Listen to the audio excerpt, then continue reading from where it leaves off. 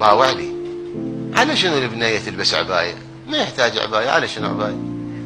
هي ما دام ربطة وجبة ساترة نفسها يوم ما ساترة نفسها، ساترة نفسها خد تبقى على الربطة والجبة. نزعت العباية، قالت صدق البنية أنا بس قرص الوجه طالع والكفوف طالعات وذني ما. لبست الجبة والربطة. من وصلت للجبة والربطة اجوها قالوا لها الجبة على شنو؟ هو انت تلبسين بنطلون وقميص ماكو شيء من جسمك طالع، جبة هم ما يحتاج، هاي هم زايدة، الدنيا حارة وتعرقل مشيك، قميص وبنطلون كلش كافي وربطة، المهم الشعر ما يطلع.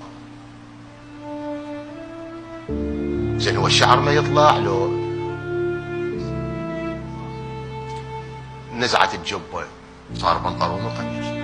اجاها قال هو العفة على الظاهر وعلى الباطن، هو المهم المرأة من باطنها عفيفة مو ظاهرة. شنو ظاهرة؟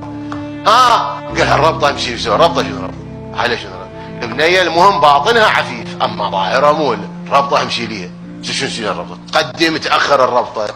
نزعت الربطة توقف عند حد.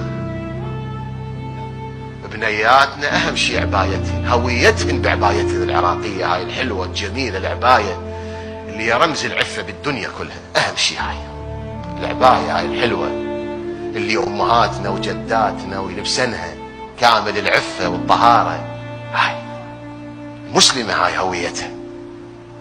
والرجل هم يكون يلبس ملابس محتشمة ومحترمة، حتى الرجل طالع بالشارع 3/4 جسمه طالع. على شنو 3/4 جسمك طالع؟ على شنو؟ على شنو؟ شنو يعني؟ انا ما قاعد افهم.